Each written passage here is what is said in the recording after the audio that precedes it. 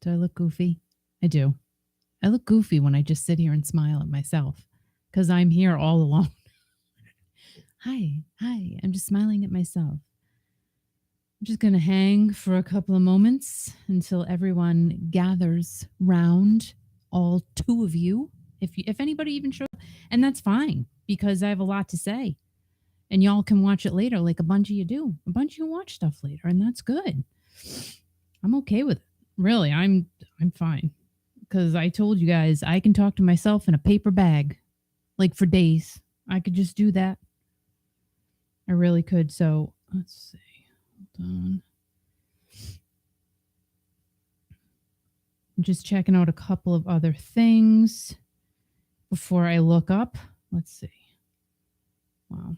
That's sad. All right.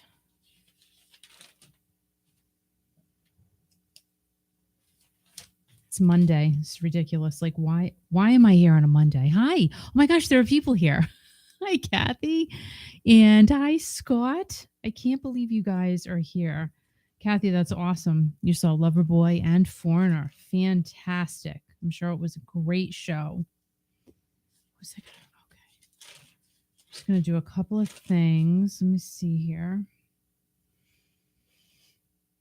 When the sky's falling. I did that. I wrote about the new Radical song today. I'm like, I haven't heard this song in forever. But you know what? I heard it on Kiki.fm, so that's why I wrote about it. Let's see.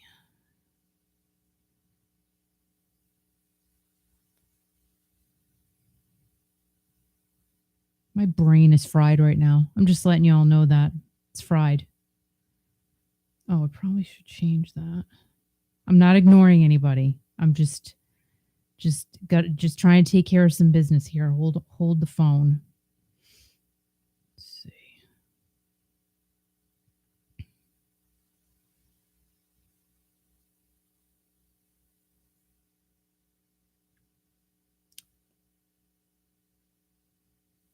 Okay.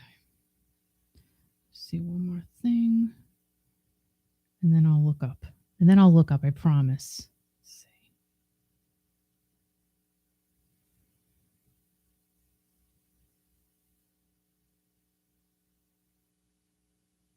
Okay. All right. So let's do this. So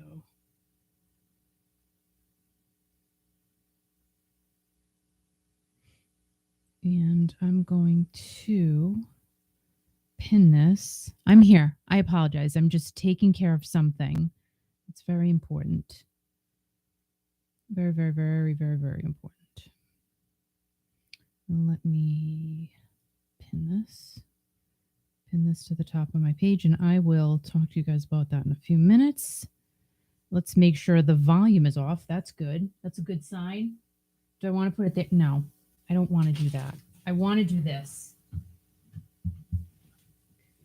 And now let me turn the page. I have to fix my notebook, my old school notebook, kids. And that's right. That's right. And a pen. I use a pen and paper. It's ridiculous. So hello. Oh my gosh, there are a few of you here. This is exciting. That's awesome. You're very welcome, Kathy. This is live. I know. I like surprising you guys. Honestly, I think that's more fun than anything now. I know you're supposed to have a set schedule, but this is summertime, and we already talked about this at the beginning of the scummer. Remember, like when you were a kid, did you ever call somebody a scumbag? I did. I really did. I said that word many, many, many times.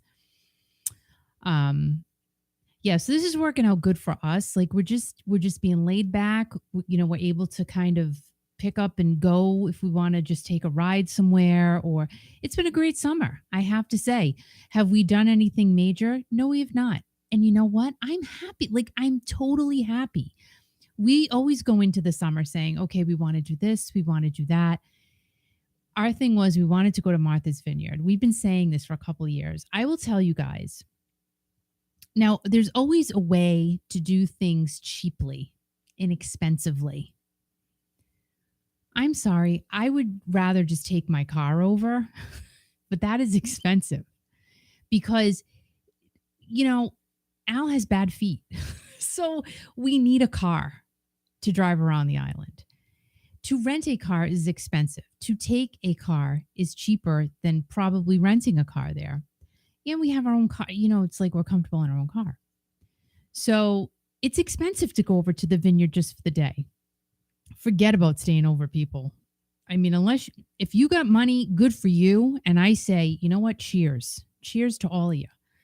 But I can't see spending hundreds. Like we're making it rain, hundreds of dollars for an overnight stay. I can't do it. I don't want to. I'm good. I'm perfectly happy. My soul is fine. I have no regrets going into fall. I really don't. I've enjoyed my pool. I've enjoyed my alone time with Al and myself and my pool and my cat and my dog. So it's been great. I have not one. I cannot say, because as the summer is coming to a close, and it is. I'm sorry to burst your summer bubble, because I hate when summer leaves. I do. It makes me so freaking sad. But here I am to popping your summer bubble. As much as I'm sad to see it go, I cannot look back. I can't look. Hello, summer, bye, summer.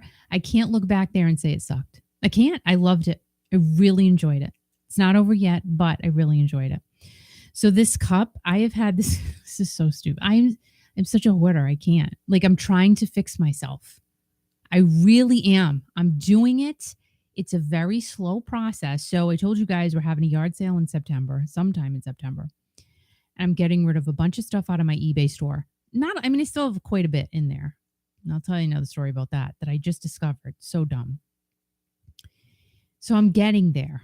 It's a hard process for me, though.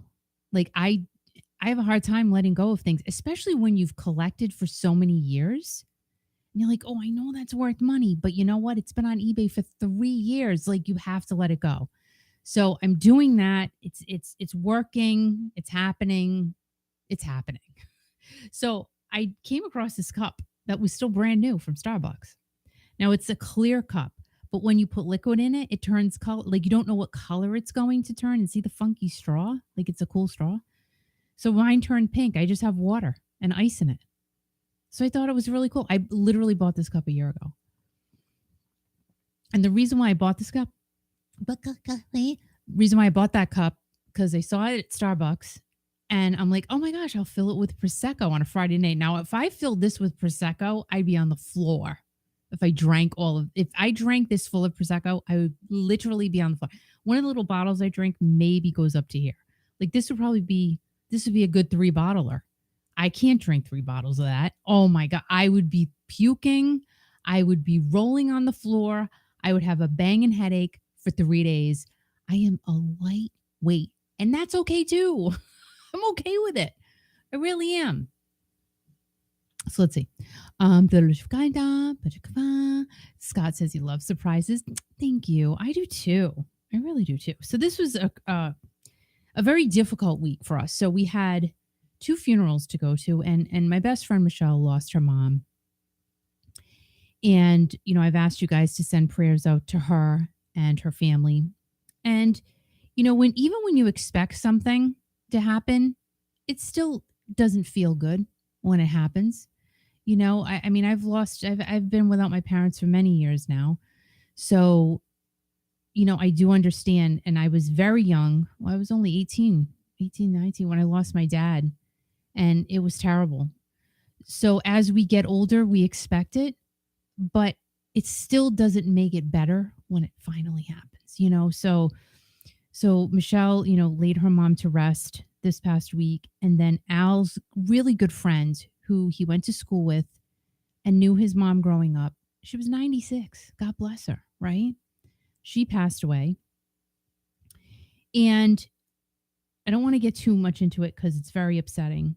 But I do have to talk about it because it's very important. And I really, I'm asking for your help with this one. I did pin the GoFundMe page on my Kiki Classic Rock Facebook page, and Al has it on the Kiki.fm page. And if you cannot donate anything, that's fine. All I'm asking you is to share it. Share the GoFundMe page. Very young family. CJ, he's only 28 years old. My son Christopher was with him this past Saturday night, left him about 10:30 at a restaurant, and CJ was on his motorcycle. He was going to wait. I guess rain was coming in. We were already asleep by that point. So Chris left him. He was, like I said, wait for the rain.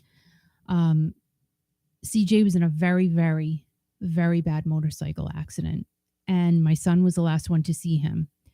This has been really devastating for everybody. Everybody. They're actually at the hospital right now, hoping to see. He had his second surgery today, and it's going to be continual for quite some time. So he has a daughter who's almost 2, his girlfriend. This is just financially going to be hard. So again, all I'm asking you guys, if you cannot donate anything, please share it for us. That's all we're asking you to do. And you can go to either my Facebook page and see it. I pinned it, or the Kiki.fm Facebook page, or her name is Morgan Sedgley, Sedgley, Sedgley. And she has all of the history about CJ on her Facebook page. And she also has the GoFundMe. So that's all I'm asking. And, please send your prayers and positive thoughts to this family. He's lucky to be alive. So, these things, they unfortunately happen. It's just devastating when it does happen. It's especially when it happens to someone close to you. So it's all we're asking. Share the GoFundMe page for this family. We don't ask a lot. Again, we do these shows and all the stuff that Al does for the station. If we can try to help someone, even in the smallest of way, that's what we'd like to do. And a few of you have donated, and we appreciate that so very much. The family appreciates it. Of course, they're in a whirlwind right now. I have friends who've donated, and I cannot say how much we thank you for, people who don't even know this family really. So, and also some of you have shared the post. So we thank you for every little thing you can do for them. We truly appreciate it. We truly thank you. And, again, when we can all reach out and help someone, that's all we can do. Right. So again, we thank you. And this Saturday, I'm going to transition now into something a little bit lighter, but we had our yard sale day. Sue and I went yard sailing, and, again, it's crazy how karma works, right? I have been asking for new bikes to come my way all summer, because I'm like, I would love for Al and I to get matching bikes, not the same, because that would be silly. But on Saturday, we go to this one yard sale, and the lady had a very nice bike. And I said, well, how much you asking? She said $100. I said, I can't pay $100 for a used bike. I just can't do it. And I've been looking for bikes online, and I was especially looking at the fat tire bikes. I don't know if you guys have seen those. Even used, they're like $500. They're expensive. So I said, well, at the end of the day, here's my card. I gave her my real estate card. I said, if it's not sold, give me a call. Well, guess what? She didn't call me. So I was talking to Al about it. He's like, well, let's just go over. So we went over, and I said, oh, did you sell the bike? She said, nope, it's right there. So went over there. I'm like, oh my gosh, I have to get this bike. And she had the male version of the bike, and we got both of them. And Al was so happy. We actually took them for a ride Saturday night on the bike path near our house. And it's just something that we're hopefully going to do for the rest of the summer and into the fall. And it was very enjoyable to get outside and ride these really nice bikes that we got for like nothing. Really. I mean, we paid money, but you would never buy these bikes brand new for what we paid for them. So it was a great yard sale day. And it's all about persistence, right? First of all, it's about, and it's funny. Sue gets in the car. She goes, okay, put out into the universe what you're looking for today. And we do that. And I got to tell you guys, 95% of the time, I'm not joking, we find what we're looking for. If we say it out loud, we will find it all the time. It is literally a thing that happens. And we go practically every single week. Did take some weeks off during the summer, but we do this all the time. And all the time it works. Bikes, this took a little bit longer, but it ended up happening, which is so weird. And what else happened? I don't know. I lost my train of thought, but something else happened. I can't remember. I don't know. I'll remember probably. Oh, I did get something and I don't even have it with me. I'm so mad at myself. My favorite find, I like telling you guys my favorite find of the day was a sealed Richard Simmons Disco Sweat VHS tape for $1. I bought it. I don't have a VHS player, but I had to buy it. So now I am the proud owner of a Richard Simmons brand new VHS tape called Disco Sweat. And it's right. And I just talked about him a couple of weeks ago. Like I never see Richard Simmons VHS tapes, like rarely. It's just funny. Like I said, it's just crazy how things happen. I'm going to have a sip of my water. So hopefully your summer's going well. Again, I literally can't believe it's almost over. It's the middle of August. When? Why? How did that happen? Kathy said she bought a Roy Clark 8-track tape. 8 tracks even. Very hard to come by. And honestly, I would not buy 8 tracks unless they were the Beatles or really hard, like Led Zeppelin or, rock. But, I've done that. I've literally been to, oh my gosh, I have bought and sold so many things. There are not many 8-track tapes that are worth a lot of money. There are, but really to find them, it's good to have the knowledge though, because if you do see one, then to pick it up. If it's a quarter, you buy it. But I literally had, they're gone now, but I bought Fleetwood Mac 8-track tapes last summer. They were Led Zeppelin. I had a couple Led Zeppelin ones. They worked too. Nobody wanted them. I had them on eBay for like $20. Nobody wanted them. I said, okay, they have to go in. This is what I'm saying. Like they had to go in the yard sale and nobody wanted them there either. I'm like, what? Wait a minute. Come on. That's really sad. Hey, Ario Gina, how are you? And Kathy said she saw Berlin, Boy George, and Howard Jones on Thursday. Howard Jones performed Too Shy with Nick Beggs from Kajagoogoo. Oh, we're too shy, hush, hush, eye to eye. Oh, shy, hush, hush, eye to eye. I love that song. I love that song. I bet he doesn't have spiky blonde hair anymore. That's just a hunch, though. All right, let's get into some classic rock news. I have a bunch. Robbie Robertson of the band passed away at the age of 80. The movie The Last Waltz was in honor of the group's farewell concert, which took place on Thanksgiving Day, November 25th of 1976 at the Winterland Ballroom in San Francisco. Promoter Bill Graham, who died in a helicopter crash in 1991, and director Martin Scorsese turned the concert film into a documentary, and huge artists included in the film were Bob Dylan, Joni Mitchell, and Ringo Starr. Robbie Robertson, born Jamie Royal Robertson in Toronto, was raised as an only child, and his mother was of Cayuga and Mohawk Native American descent. Robbie became interested in playing the guitar while visiting the reserve with his mother, and listening to the radio was a regular routine for him while he was growing up. Me too. Go radio. Robbie worked in a traveling carnival for 2 summers, starting when he was only 14 years old. Robbie was in several bands and continued teaching himself to play bass, and joined Ronnie Hawkins and the Hawks in 2016. Robbie mentioned the Hawks in his memoir and how his previous group, the Suedes, had opened for them when he was 15, and Robbie remembered how influenced he was by their performance at the Dixie Arena in Toronto.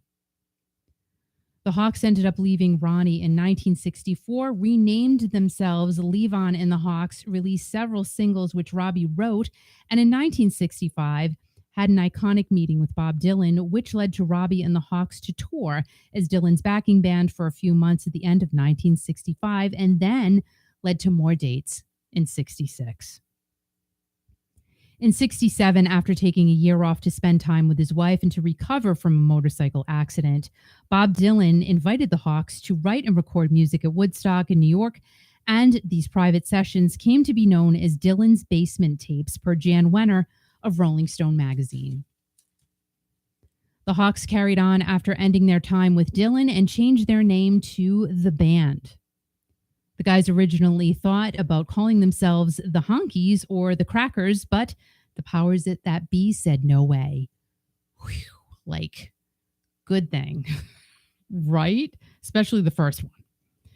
The band released their first album in 1968, and music from Big Pink has an album cover art by Bob Dylan himself. I don't know if you guys remember that album cover, but totally iconic. And it's just crazy how Bob Dylan ended up creating the album cover for them. The guys recorded the album in a pink house, hence the name, and Dylan co-wrote This Wheel's on Fire and solely wrote I Shall Be Released, and also co-wrote Tears of Rage. Robbie both solely wrote and co-wrote several songs and was re-released in 2000 as a 50th anniversary super deluxe edition. The band blew up as Rolling Stone magazine loved them, and they were on the cover of Time magazine on January 12th of 1970. Eric Clapton once said that he wanted to be in the band, and George Harrison said that they were a very big influence to him. Robbie wrote most of the songs on their 1970 album Stage Fright, and Todd Rundgren mixed and engineered it. The band played Watkins Glen on July 28th of 1973 for the Summer Jam, which was compared to Woodstock, and besides the band, the Allman Brothers and the Grateful Dead performed. From It Makes No Difference to The Wait to The Night They Drove Old Dixie Down, the band had massive influence on so many musicians besides Eric Clapton, who said that music from Big Pink changed his life.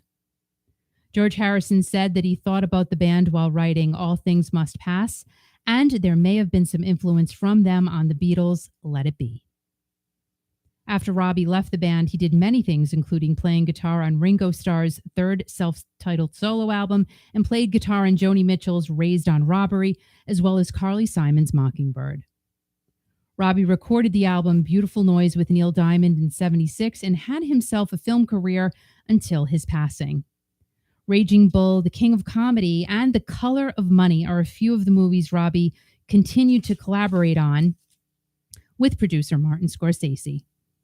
Other huge films that Robbie was involved in include Casino, The Wolf on Wall Street, and Gangs of New York, all movies that I have watched. I'm sure most of you have as well, so it's kind of cool to find out that. Robbie's iconic career with the band clearly gave him a golden-lined path to the life he would have after they disbanded. Robbie suffered a lengthy battle with prostate cancer and died in LA on August 9th of 2023, surrounded by family and friends. So many people were putting out posts about Robbie's death, and someone who I interviewed, Apollonia, she was very close to Robbie. So again, you just don't know. Like, it seems like his career was just so full after he left the band that he just made so many more connections. And sometimes that just didn't happen for artists that we grew up with, right? They just kind of either faded away or didn't do anything else in either the music or film world. Hey, Loggy Doggy, how are you? And yes, R.A.P. Robbie. Yep. And Scott said, such great songs. Absolutely. And hi, Tanya, how are you? And Ario Gina said, seen Buck Cherry on my birthday. They were great. Seeing them again on September 6th with Skid Row. Very cool. Yeah, so it's just every week, of course, it's someone passing, right? As much as I don't like doing these stories, quite honestly, I do like finding out this information because I had no idea he was involved in all of those movies and many more that I didn't have time to really talk about, but he did a lot. So rest in peace, Robbie. And welcome tonight. Again, we're here on a surprise Monday night. If you do not follow me on social media, please do. I'm on Instagram, Facebook, Kiki Classic Rock, Kiki.fm. And also we have a Facebook page, Kiki.fm. Go ahead and follow that. We have our radio station, our online station, Kiki.fm. Download the app. It's free. It's great. And oh my gosh, it's so funny. I literally just, that's pretty much all I turn on for music now. Is I know it's like dummy. It's your station. I know, but there are times when I just want to hear Ambrosia. I'm just saying. And I actually did listen to Ambrosia the other night. I did. I just listened to Ambrosia on loop. They're great. Come on. And we're talking about Robbie Robertson. And I did my little blog on the New Radicals this morning. You get what you give. And I hadn't heard that song in so long. So whenever I hear a song that I haven't heard in a long time, I'll write it down. I'm like, oh my gosh, I have to write about that. And it's so crazy. They literally, they had 2 hits, but You Get What You Give was their biggest one. And it's called a one-hit wonder, which is so weird. And the fact that Danielle Brisbois was in the band, I did not know that. I always will admit, I had no idea. And this is the fun part about doing what I do. I'm like, she was on All in the Family. That was the kid they brought in later on as this, seasons were moving and the cast was getting older. Do you remember her, guys? The little girl on All in the Family. And who was she? She was somebody's niece, right? Did she belong to Sally Struthers? I don't know. I forget that far back, but I do remember when she came on. So I thought that was crazy that she was in the New Radicals. I had no idea. And I had no idea all the stuff that she's co-written. Natasha Bedingfield, Unwritten. I don't know what the other one is too, but another big one she did. I'm like, wait a minute. What? Like, why does she get no spotlight? I just thought that was crazy. Like, that's Danielle Brisbois from All in the Family.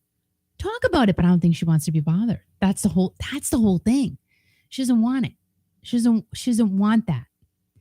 So you have to respect it. And oh my gosh. So what is her name? Bridget Fonda. Do you guys remember her? Actress.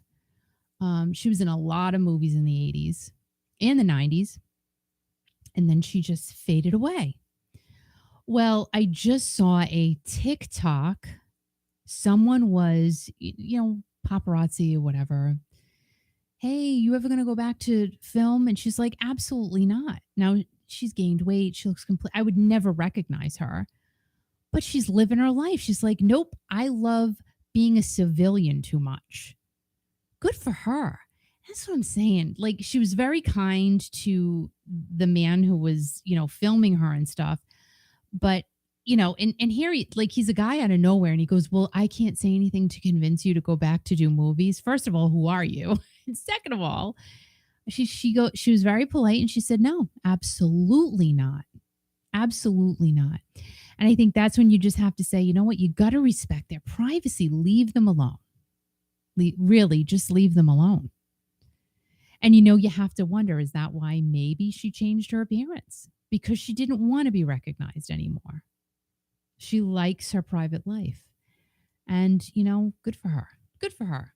Hey, Jody, how are you? Wow, nice to see ya. This is crazy. Geez, Monday night's not so bad. It's not so bad. And if you're not subscribed to the channel yet, please go ahead, hit the subscribe button down below and follow me for more surprise lives. I don't know when they'll happen, but they'll happen at some point. My hair's just like falling out of my head. It happens. This is what happens. I just sit here and then strands are just and I have to pull them away because they drive me nuts. Moving on, kids. Moving on. This is terrible. At least 96 people are confirmed dead after wildfires have swept across the island of Maui. Officials are expecting the death toll to rise even higher since searchers have not been able to get inside of buildings that sit on the island.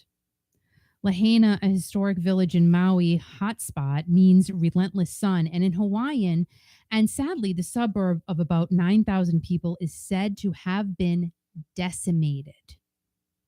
I could not believe that was the word that they used. Not destroyed, decimated. How scary is that, really? One of the buildings that was burnt down was Mick Fleetwood's restaurant on Front Street. Fleetwood's on Front Street has been completely destroyed, along with much of the other properties in Lahaina. Mick said in a statement that while Front Street has been lost and while we are heartbroken, our main priority is the safety of our dear staff and team members. We are committed to supporting the community and those affected by this disaster in the days and months and years to come. Besides restaurants and homes being decimated, several historic buildings have also been lost in this tragedy that began on Tuesday, August 8th of 2023. Thousands of residents are without power and there is no communication on the island. Also, look at the stock market or whatever, and Hawaiian Energy, ticker symbol HE, lost, I don't know, $12 a share today. It tanked completely. It'll come back though, because I don't know, is it the only electric company on the island? I don't know, but now there are things coming out. I don't even want to say it, but it's not good against Hawaiian Electric. Just let's put it that way. You can read about it. Director of the Maui Food Bank says that they are in need of contributions to help the mass influx of people who have come to them for aid. The cause of wildfires are said to be climate change, flash drought, invasive grass, and other environmental factors. Now, the flash droughts that started near the end of May extracts the moisture from the ground and plants, and a dry climate can lead to wildfires. Climate change is also contributing to the droughts on many parts and in many parts of the world. Now, when it's wet, this is the perfect time for invasive grasses like guinea grass to take over an area. When those grasses have grown, then they are deprived of water. The dead grass acts as a fire starter in conjunction with the dry and hot weather.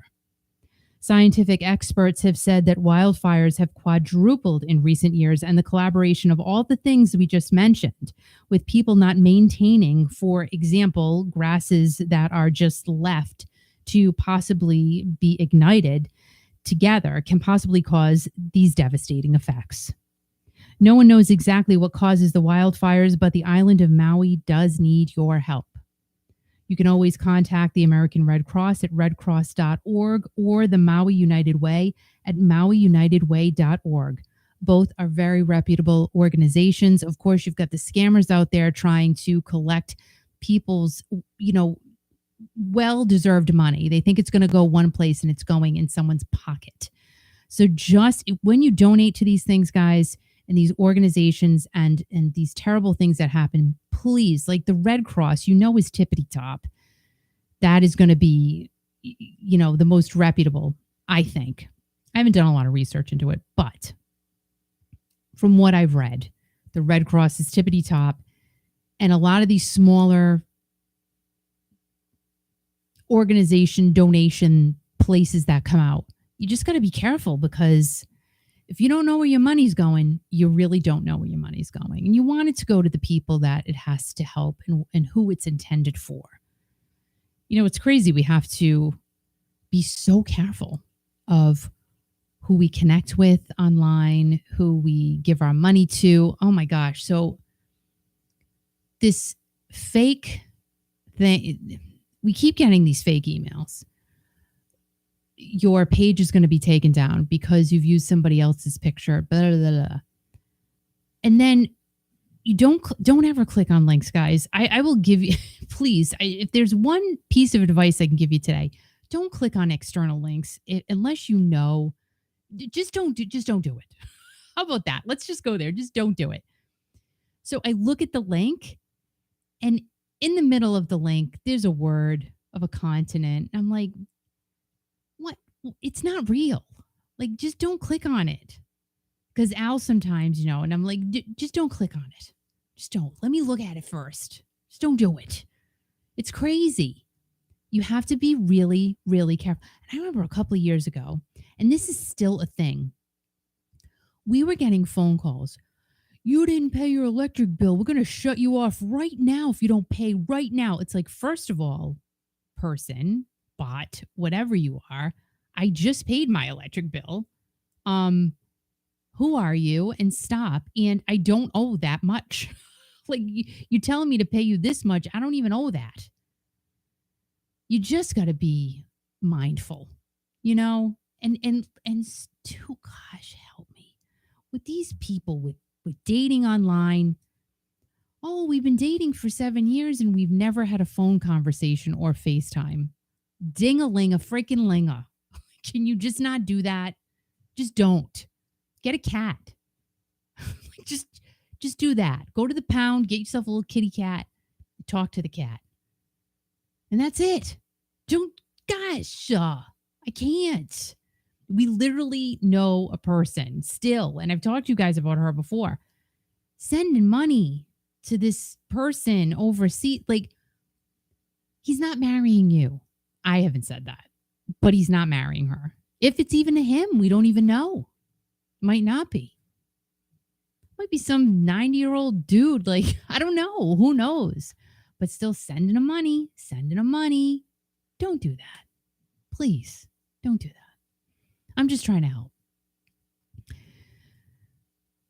And Ario Gina says the fake profiles of musicians are out of control. So Bret Michaels again has wanted to, take me out.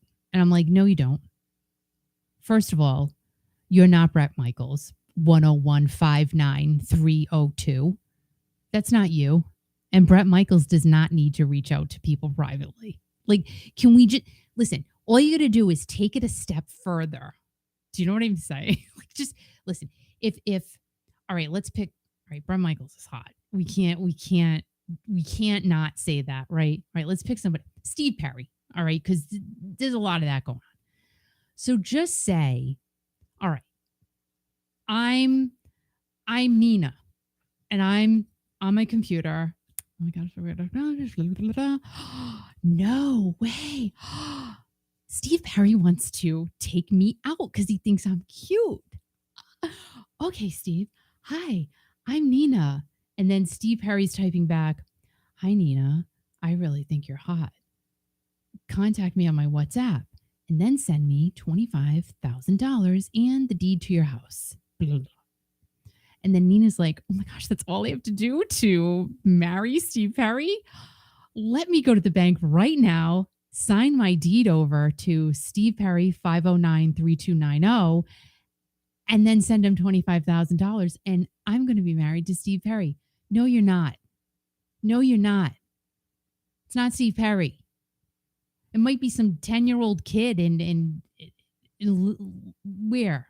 Albania. I don't even, is that even a place? I don't know. Stop. Just stop the madness. Open eyes. Just cut it out. So TikTok's the worst. Like, I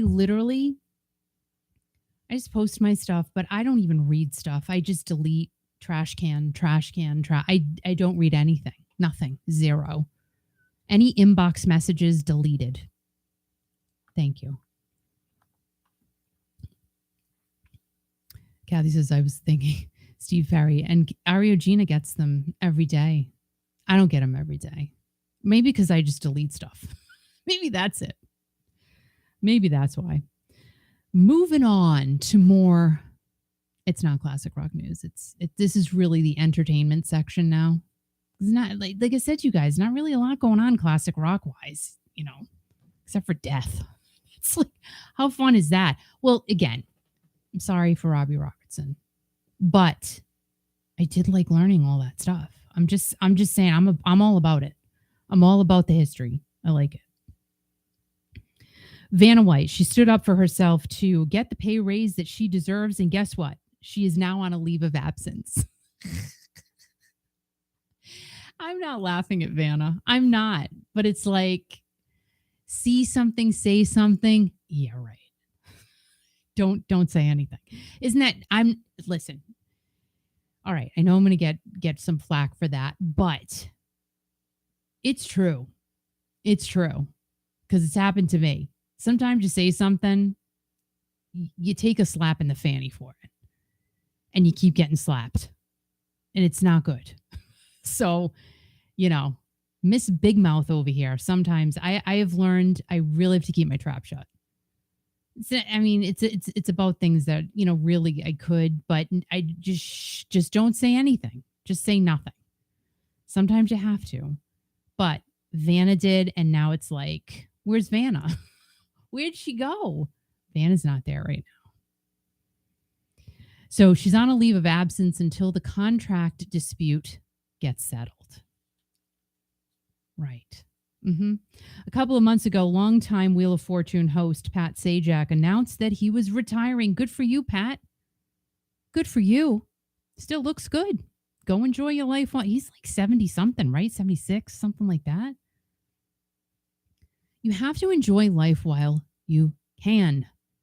Don't wait until you're dead to have a good time, because then you're dead and you can't have a good time. You're dead. You don't know. It's too late. Pat's been doing this but shoot, girls, he's been getting paid tons of money to just talk about some letters. Getting paid a lot of money to talk about the alphabet. I would do that any day. Not too soon after the announcement was made, a press release came out that Ryan Seacrest would be taking over Sajak's spot. Perfect replacement. Ryan Seacrest is so squeaky clean. Literally, he could be a bar of soap. Like, he is just that clean and nice. He seems very nice. Doesn't Ryan Seacrest seem like a nice man? He's cute too, but he seems very, very, very, very nice. Nice Ryan Seacrest. Yeah, perfect. I think that's a perfect replacement. They were talking about Whoopi Goldberg. That lasted for 30 seconds. But she was on the table for it. I don't know if she would have done it, but she didn't get it. So everyone soon found out that Pat Sajak was making is making, because he's still there, $15 million a year. And Vanna is only making $3 million a year, which to me, it's a huge pay gap between the two hosts of the longest running show on television, the longest TV game show on TV. I said the word TV a lot. I did.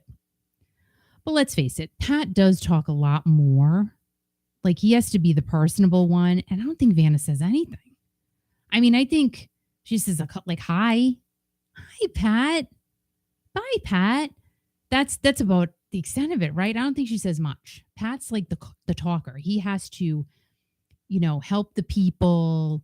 He's got to, hey, that's good job. Like, he's got to be all like daddish. He has to be the guy. Vanna she touches the letter. She used to have to turn them though. Remember that? Remember those days? She had to actually turn the letters. So the A's would light up and she'd turn them. Now just a touch letter. She probably doesn't even have to do that, really. Let's face facts. They don't even need Vanna. Just get AI to do it. Just put it in the computer. Have like a robot come out. You don't even need the robot, to be honest. I'll just like, look at what's happening to my headphone wires. Look at this. It's just like he's trying to choke me. What is going on? Oh my gosh, this is ridiculous. I can't move it because I know if I do it, I'll be in trouble. Look at me though. I feel like a donkey. I'm gonna go do some work now. This is terrible. All right. Anywho, so all right. Vanna retained attorney Brian Friedman, who is currently involved with attorney Mark Garagos regarding NBC Universal's complaints from reality TV stars amid allegations of sexual misconduct, low wages, and many other complaints against the media giant. So Vanna has picked one of the highest of highs entertainment attorneys. Go Vanna. Did you hear about that whole thing against, I don't want to say it, but like Bravo and stuff like that. So one of the former Real Housewives, Bethany Frankel, she has started this crusade. I don't even know if it's a crusade, really. I don't know how many people are on her bandwagon, but she's trying to get people to go against the network that really made her, Bravo. I mean, she made her fortune because of the Real Housewives of New York City. But now she's trying to get people to jump on board to go against them because there are a lot of allegations out there that have been pretty salacious, to say the least. So I don't know. I don't know how many people are on her bandwagon. And I'm thinking that people who are currently on these reality shows they're not hopping on the bandwagon because they're not going to bite the hand that feeds them. They're not going to do it. They're going to be like, I like my $60,000 an episode. I think I'll just stay right here. Thanks. I'm not saying a word. See something, say something, a wink, wink, sometimes you can't. And I'm not trying to be a jerk. I'm really not. But sometimes you just can't say anything because if you do, you know what I'm saying. I mean, it's better to speak up listen, if it's bad, you have to say something. But if someone's stepping in front of you with the water cooler without asking your permission, that's not really something to speak up about. Get myself in trouble. I don't want to get in trouble. I like not being in trouble. I'll be honest. I really will be honest. So Vanna has basically she's not taken any time off from the show. She's barely been absent, but she has been notably absent the last few episodes because allegedly she is not feeling well, they say in quotes. But some are saying it's because she's in super deep negotiations and things are getting a wee bit tense around the set. As I pull, do you see what I have to? This is my life. Hal did this and I'm not moving it because I don't want to get in trouble. Another allegation made is that Vanna did increase her salary to $100,000 per episode, but negotiations are currently at a standstill because of the Hollywood writer's strike. There's that whole thing going on too. Oh my gosh.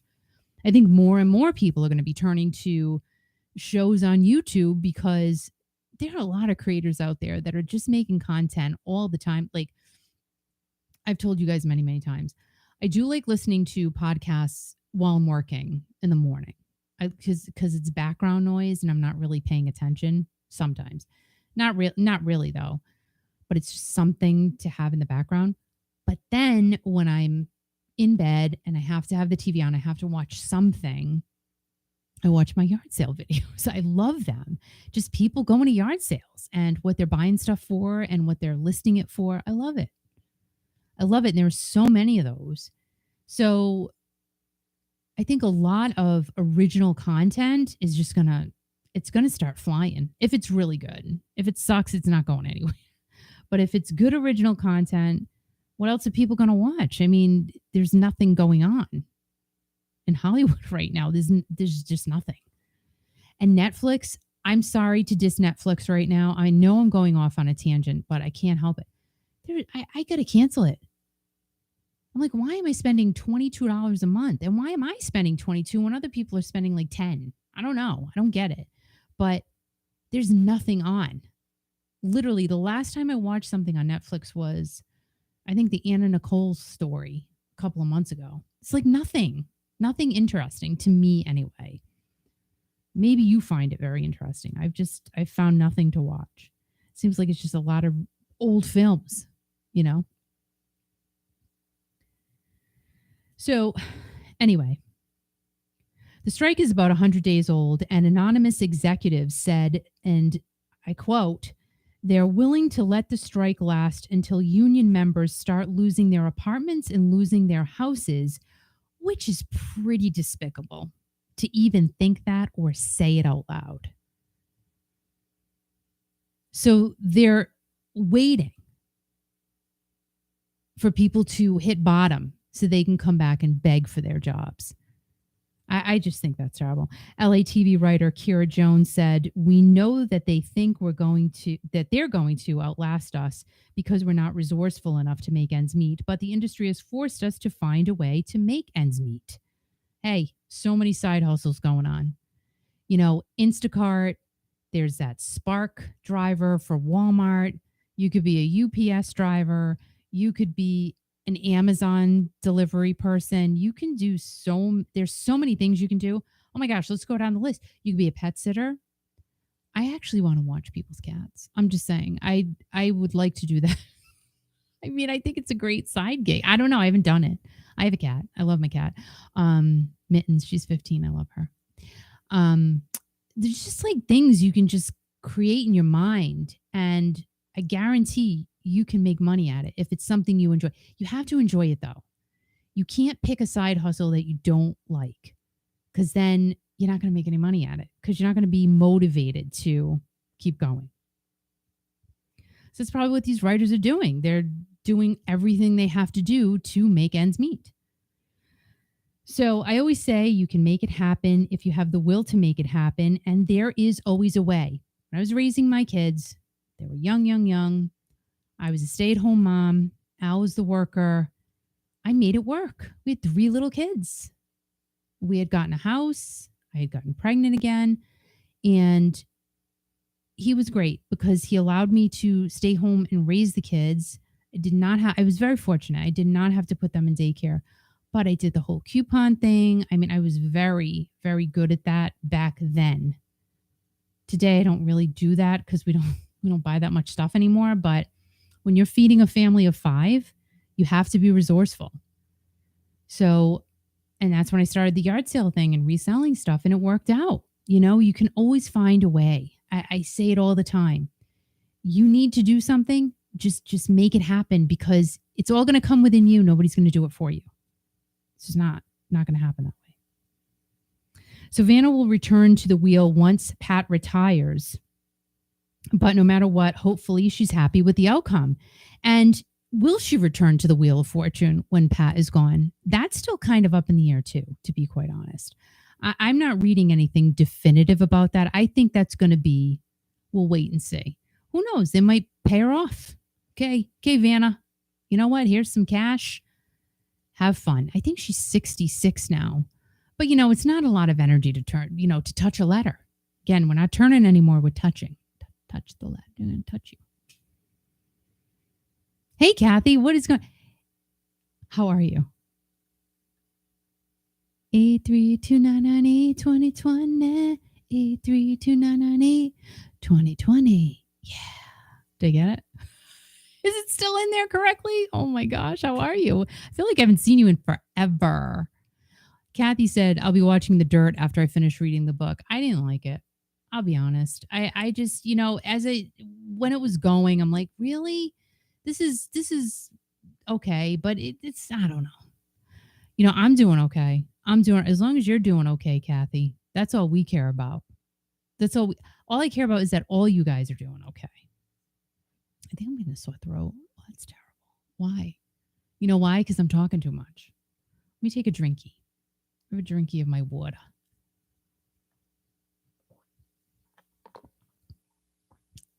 It's good. It feels good. It's nice and chilly. Look at it staying pink. Not weird.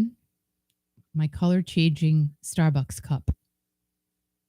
So Kathy said I could make jams and jellies for a new job and get my blog, not my original seat going. I made pomegranate jelly and honey lemon jelly for the fair. See what I'm saying? And people like homemade stuff. I was talking to my neighbor last night, and she's a seamstress. And I said to her, you could really do a lot with your craft because who's seamstressing anymore? Thank you. Not many people. Who's making jelly anymore? Not many people. There's always something you can do.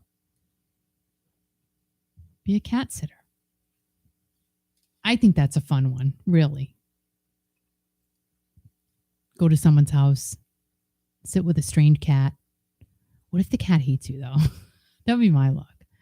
And they'll just try to claw my face off. They'll wait for me to walk in the front door and then jump on my head and like one of those scary movies or something. Yeah. I could take care of Etta. That'd be weird for me, though. I'd be like, Mom, no, you're a cat. No, but it could be my mom. I don't know. Suzanne Somers, the actress whom we all first fell in love with when she played Chrissy Snow on the TV sitcom Three's Company, recently announced that her breast cancer returned. Suzanne posted the following on her Instagram. Since I have been taking time off from work, many of you have been asking for more details about my health. As you know, I had breast cancer 2 decades ago, and every now and then it pops up again, and I continue to bat it down. I've used the best alternative and conventional treatments to combat it.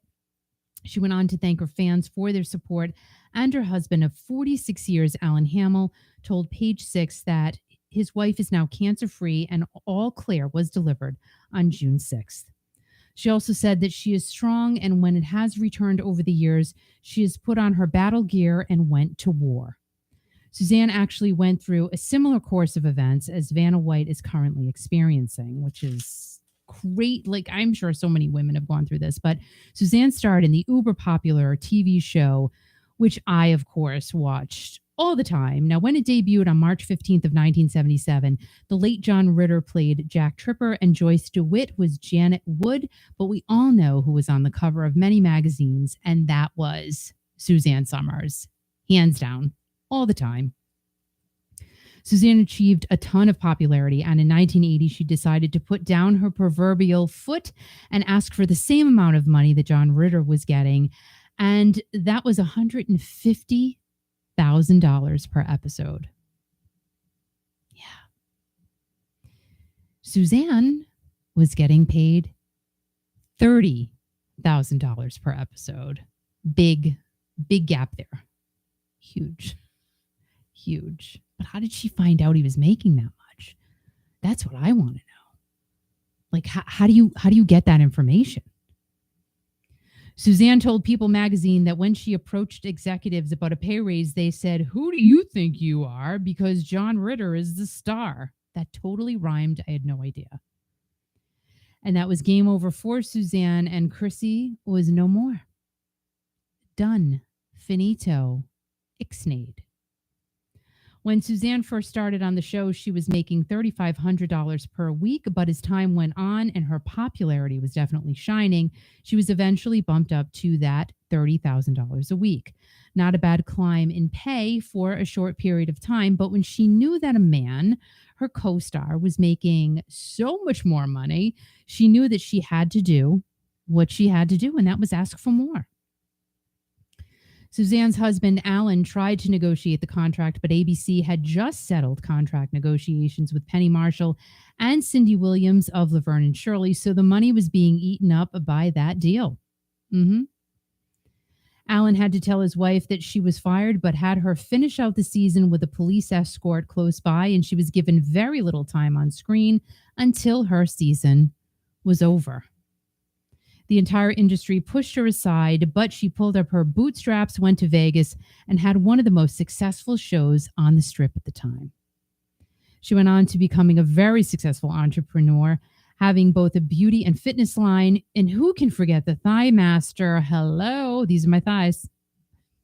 Doing the Thigh Master right now.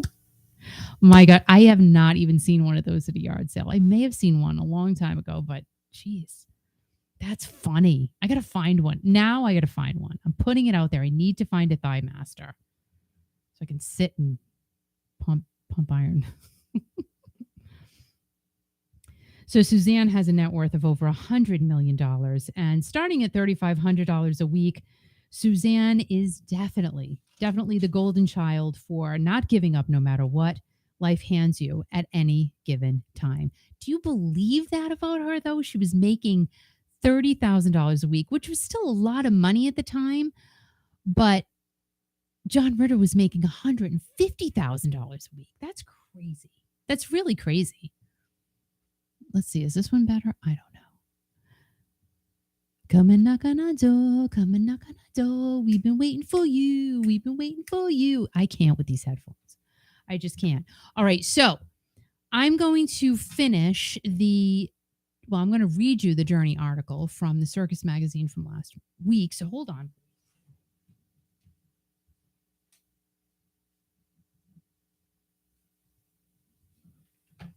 Hi. Hello.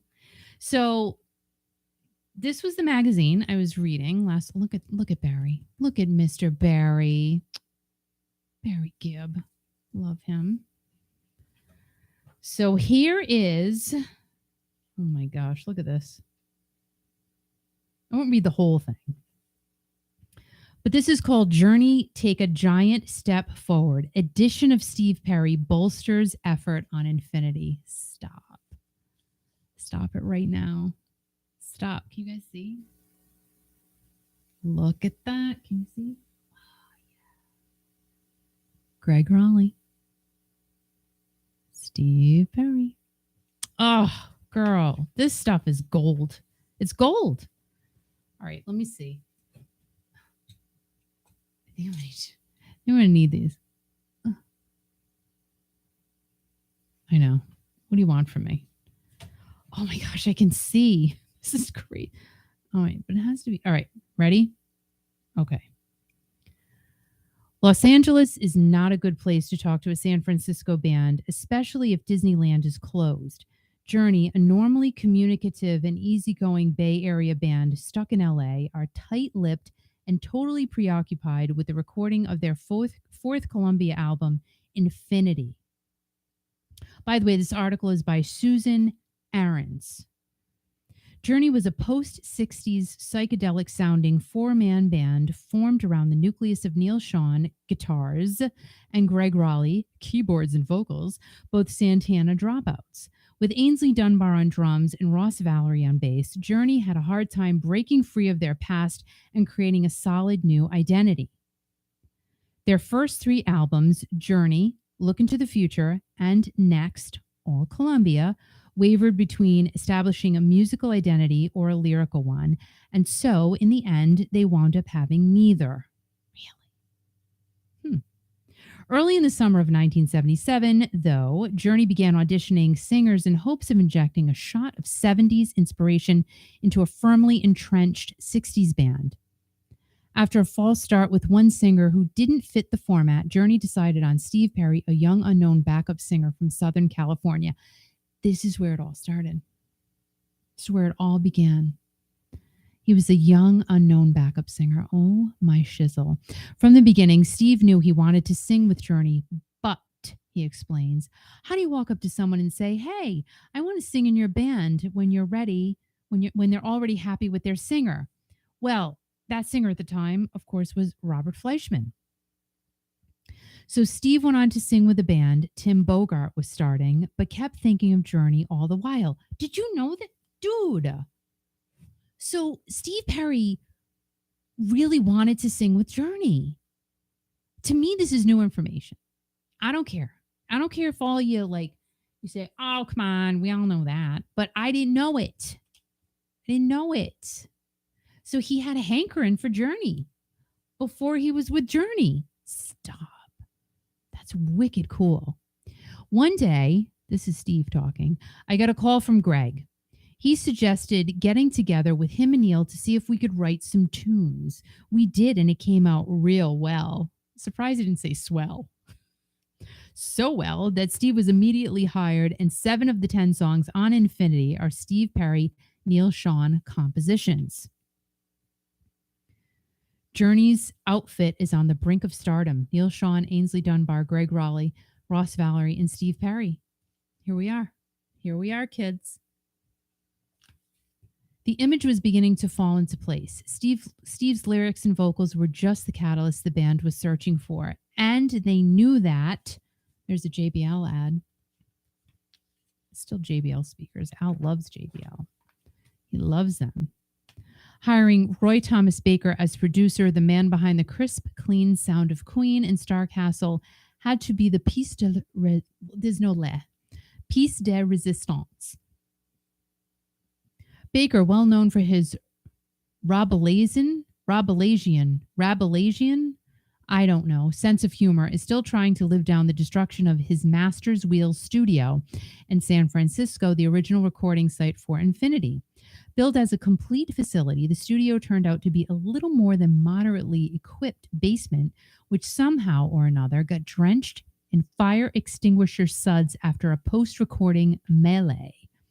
Baker dutifully cleaned it up, giggling wildly the whole time. No doubt, but Journey had to relocate to Cherokee Studios in Beverly Hills.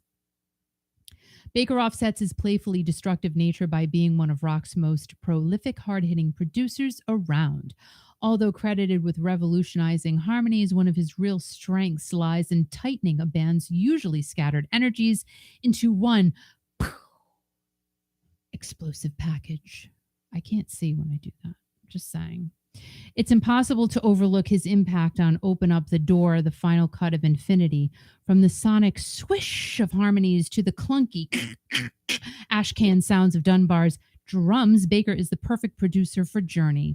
Finally, there is someone who knows how to present Neil Sean's guitar as white hot as it really is, combined with Ross Valerie's kick-ass bass line on Can Do.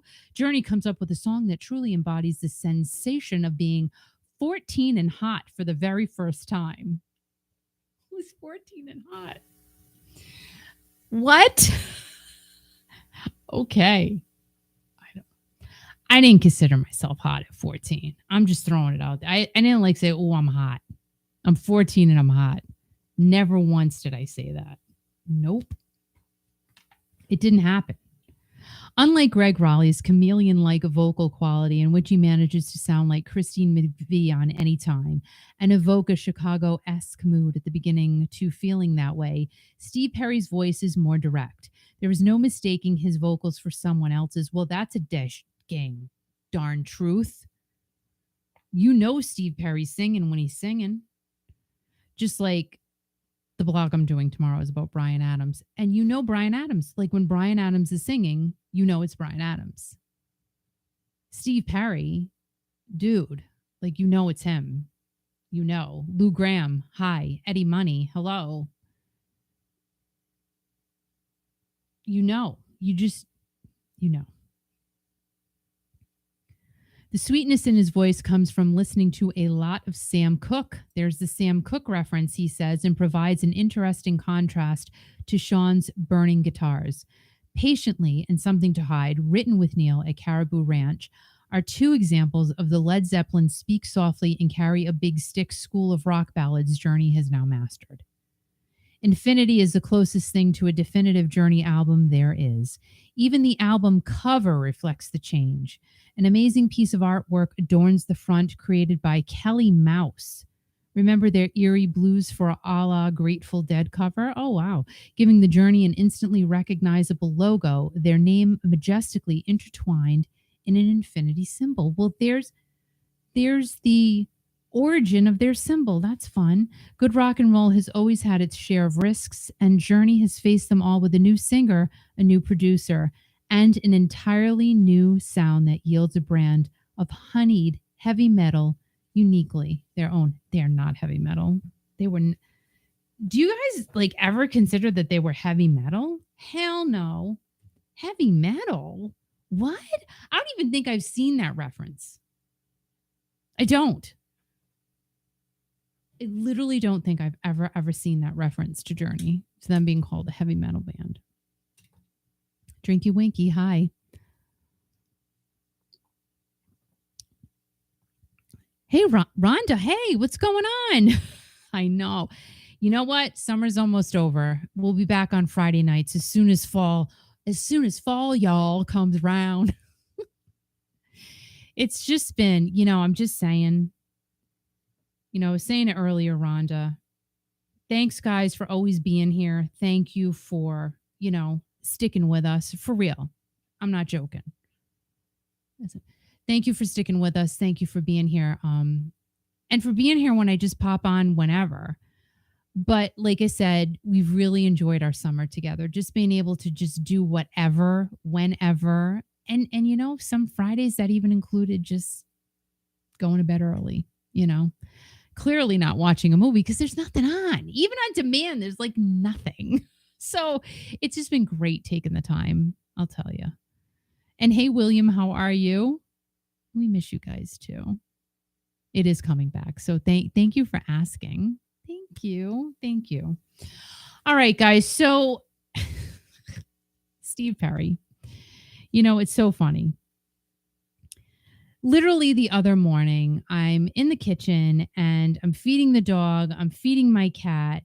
And I said to Al, like, Steve Prry's put out nothing on social media. There's been zero, nada, nothing.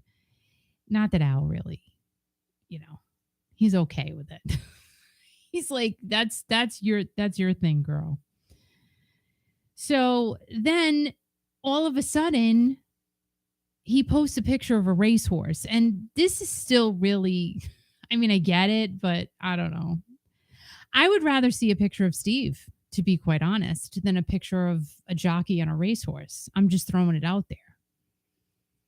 I think the post before that was when Tony Bennett passed away. He paid tribute to Tony, and I think that was on July 21st, if I'm not mistaken.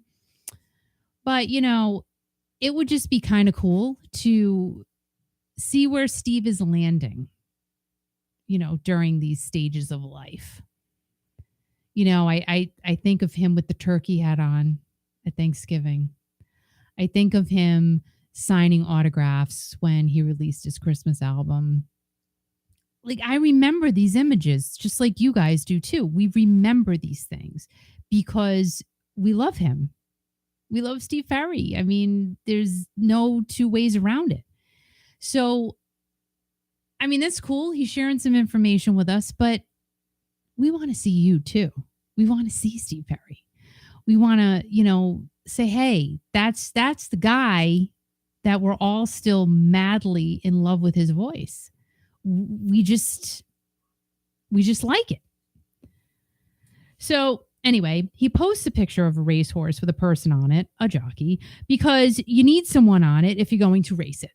You just need that. Like, you just can't send a horse off into the atmosphere and just think it's going to do something, because it's just not.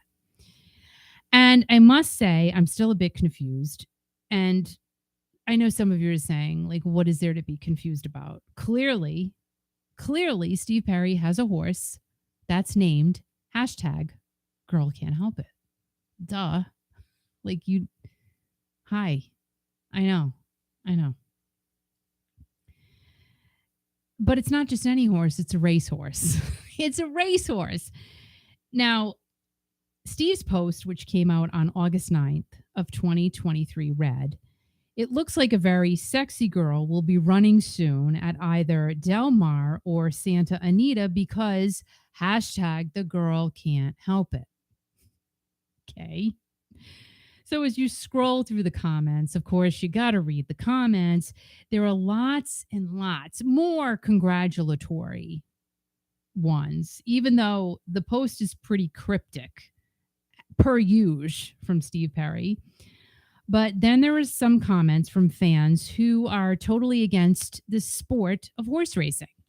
I mean, you're going to have a pro and you're going to have a con. It's just always the way, right? Always. Even if Steve just posted a picture of himself with his gray hair. I love your gray hair. Why do you have gray hair? I love your long hair. Why don't you cut your hair? I love your eyelashes. Why don't you put extensions on? There's always going to be a pro and a con. It doesn't matter. You're never going to make everybody happy. Now, there used to be a horse racing track here in Rhode Island called Narragansett Park. And that opened in Pawtucket, Rhode Island in 1936 and became one of the most successful racetracks in the country. Again, I knew none of this. However, I used to go to these places, okay, with my dad. And it was one of the first horse racing tracks to have a photo finish camera, which is pretty dang cool. Again, something, here's Rhode Island horse racing history. And it was also the first track to have a starting gate. What? I know. Come on now, Rhode Island. Seabiscuit broke his 7-race losing streak there, so the track was iconic for its time. No question. And again, my dad took me there as a kid. I vaguely remember that track because my biggest memories, I should say, were at Lincoln Greyhound Park as dog racing gained popularity over horse racing, and Narragansett Park slowly declined and faded into obscurity. But 2 years before that park closed on June 29th of 1979, on September 2nd of 1977, the Beach Boys performed at the track to over 40,000 people, which still, to this day, remains the biggest concert to ever be held in Rhode Island. I love that. I love this tidbit of information. So we got some horsey history here in Little Rhodey. Come on. Give it up for Rhode Island horse racing. Making some history here. This is pretty cool. So back to what fans were saying or have said. Now, many were supportive, some were not, stating that horse racing is cruel. Now, when we think about it, so many things from our childhood have faded away. And to me, the biggest one of the things that have faded away from our childhood is the circus. Come on, right? I'm sure that many of you have been. It was a pastime that started in 1768 and evolved into a very lucrative business, but declined in the wake of animal rights activists and more exposure to how many of these animals were living and being mistreated. Now, remember, some were not, okay? But there were the smaller traveling circuses that the living conditions for these poor animals were just not good. Now, dog racing is only allowed in 5 states with active racetracks, but was banned in most states due to the strain and danger that it puts on dogs. Many dogs had, got broken backs, broken legs from doing the horse racing, never mind everything else that probably went on behind the scenes. Now, will horse racing ever be banned? Because that is still a very big sport. And most say probably not because of the revenue it generates, just like so many other things in our world. So back to Steve Prry and the horse. Now, Steve said many times that he is a big fan of the sport, and I'm still not sure of his involvement. So, of course, I had to dig a little bit. I had to do some Kiki digging. All I could find out about this situation is that Jonathan Mitchell Poole bought the horse named Girl Can't Help It, but I'm kind of thinking that that's not his real name, Jonathan Mitchell Poole. I'm kind of thinking there's no Jonathan Mitchell Poole. I'm just speculating. This is an alleged response. I don't know. But go look up Jonathan Mitchell Poole. There's like nobody. There's really no one named that. So, again, alleged speculation that it could not be the real name of the horse owner because maybe someone didn't want their name being exposed to the public. Could potentially be. I don't know. Harris Farms in Coalinga, California consigned the horse, and the horse was born on April 25th, 2021, which is kind of cool because that was the day after my birthday, not 2021. I was born way before that, but April 24th is my birthday. And was sold for $7,000 to John Mitchell Poole. John Mitchell Poole. Don't know if there's really a John Mitchell Poole. I mean, there might be. I don't know. So it looks like Girl Can't Help It has not been in any races yet, but this is a thing. And if you don't like horse racing, you do not have to follow along. I kind of feel this way, right? So I'm all about, listen, let's put the positive stuff out there. Not everything is positive. I understand that. I'm a human being. I get it, right? But I also try to live by the rule for the most part. If you don't have anything nice to say, just don't say it, especially in a public forum. There were some pretty mean comments on there. And I get it. But if you don't agree with it, you don't have to look at it. You don't have to follow along. So, I mean, Steve's got to do something with his free time, right? He's got a lot of free time. And he's got a lot of money. So he's been talking about this for decades, that is a favorite sport for him besides baseball. He likes that too. But he's not going to be a baseball player. I mean, he could probably own a team. I don't know if he wants to. That's a lot of responsibility. You know what I'm saying? A lot of cleaning socks and underwear and stuff. I wouldn't want to do it. So my question to you guys is, I guess, Steve Prry, like, y'all love Steve Prry. We all love Steve Prry. If he's doing something you don't agree with, are you not going to like Steve Prry because he's doing that? I mean, I get if it's something really bad, like we won't even say, but if it's something really bad, I get it. But if you don't agree with horse racing, you don't have to follow those types of posts, right? But I don't think it's a reason to stop liking someone or, because they like a certain sport. Just like politics, we're not getting into that, but that's why we don't talk about politics here. That's why this is not that type of channel. And I don't really talk about politics with anybody except for my best friend. That's about it. Well, and Al. But I'm never going to talk about that in a public forum ever. It's not happening. It's just, we're not going to get into a debate about it ever because, if I've mentioned things, well, I've mentioned things because they're in the news or whatever. But I know people who have literally stopped talking to other people because they don't agree with their political beliefs. And to me, that's not worth risking a relationship. So just keep these things to myself and yourself because we're all good people and we all have our beliefs. And really, it's true. I know if I don't like certain posts on social media, I don't yell at people for creating those posts. I just swipe on by. Like Dionne Warwick says, walk on by. You just swipe on by. That could be a song. That could be a song. Thank you. You're welcome for the next $1 million idea. Swipe on by. Just don't pay attention to it. But you don't have to say mean things.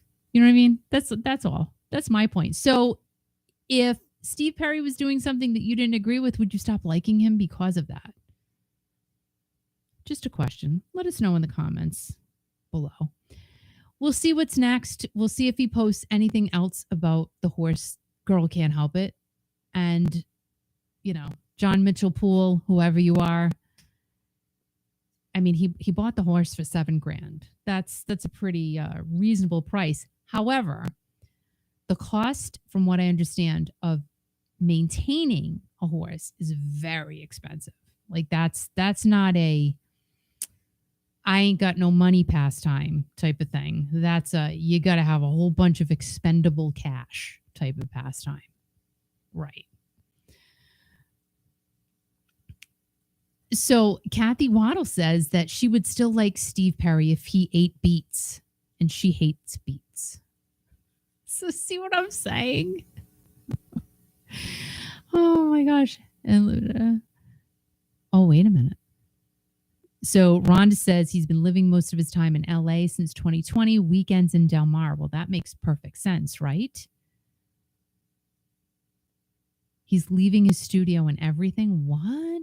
He's selling his house in Del Mar. No way. We gotta find that information, Kathy Bailey. We gotta figure that out. Maybe we can all go to the open house at the same time. He's not gonna have an open house. That'll be a pocket listing.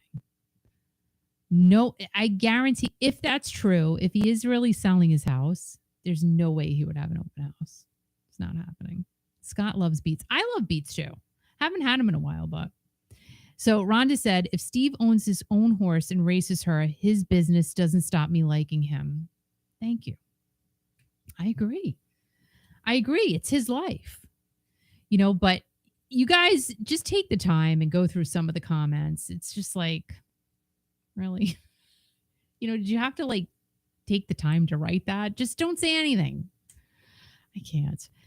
Kathy says, Kiki, the FBI needs to do some research. Well, I agree with you. I agree with you wholeheartedly. Boy, wouldn't that be fun? Imagine little open house signs walking up. Oh, and then you know what I would do? I would totally, when nobody's looking, hide under the bed. I would hide under the bed at his open house. I would wait for everybody to leave. And then I would hear the feet walking up the stairs. What would I do though? I couldn't really, I would scare him. You know what I mean? I have to devise a plan.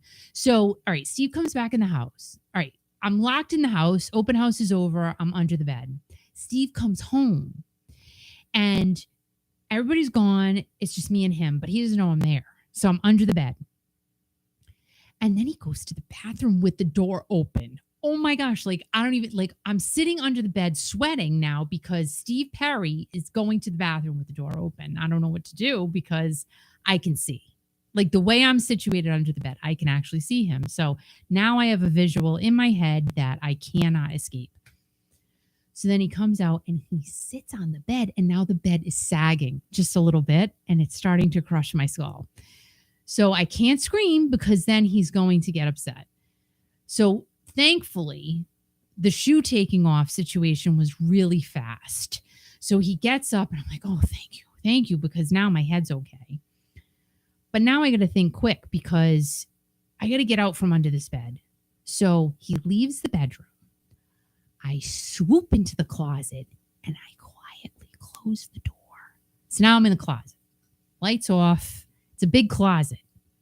But he has really only two different colored shirts. Like he has a lot of shirts, but they're only two different colors, black and red. And I don't know where the pants are. So I'm kind of asking myself all these questions while I'm locked in his closet. So now I hear him rustling around in the kitchen. He's rustling. He's trying to get some food going. He's hungry. And then he starts singing.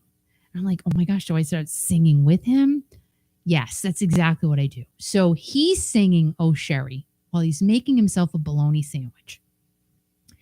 So I quietly opened the door to the closet and I had to take my shoes off because I don't want him to hear the heels because he has hardwoods. So I had to take my heels off and I go walking downstairs and I start slowly singing Oh Sherry. Like, oh Sherry. And he's singing Oh Sherry, but he's singing it louder. He's making a sandwich. He's putting the mayonnaise on and I'm coming up behind him. Hold on. And he's like, hold on. And I'm like, hold on. And then he cuts his sandwich into triangles, right? And he used a paper plate. I was kind of disappointed by that, but it's okay. So now my voice starts going up and his voice is really loud. So he really can't even hear me singing. He's thinking he's, I don't know, serenading himself. Then I swing around and I start singing to him. Oh, he goes like that. But then he realizes we're in unison. So he continues to sing. I sing. He finishes the song and I do the and it ends. And he offered me half of his bologna sandwich. And he said, are you going to buy my house? And I said, no, because I don't have the money. He said, okay, you need to go now. So that's my potential Steve Prry open house story. Peter Baker, finding your way down Baker Street. It's been a while, right? It's been good. Kathy says, I like the idea of everyone showing up for open houses. We could group marry him while we are all there for an open house. But here's the problem. He won't be there during the open house.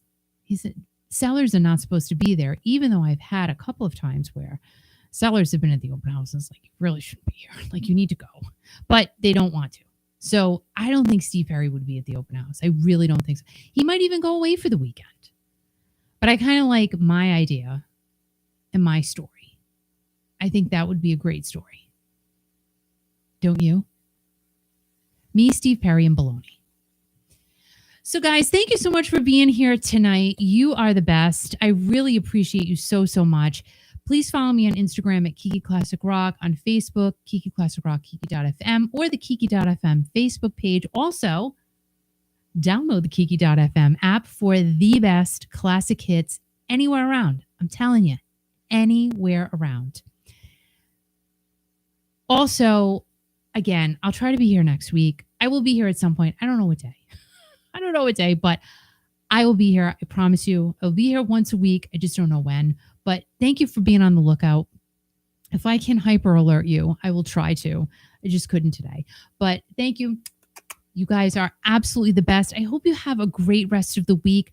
And I hope your weekend is awesome as well. And I hope you guys are doing well. Clearly you are. Again, thank you for being here. Remember to be kind to everyone, stay strong, and most importantly, always remember to turn the music up, baby girl. Listen to songs you haven't listened to in a really long time, especially ones that you loved back in the day. And always remember to keep rocking. Guys, again, you are the best. Love you guys so much. Mwah. Have a great night, great week, great everything. Take care and see you very, very soon. Bye, guys.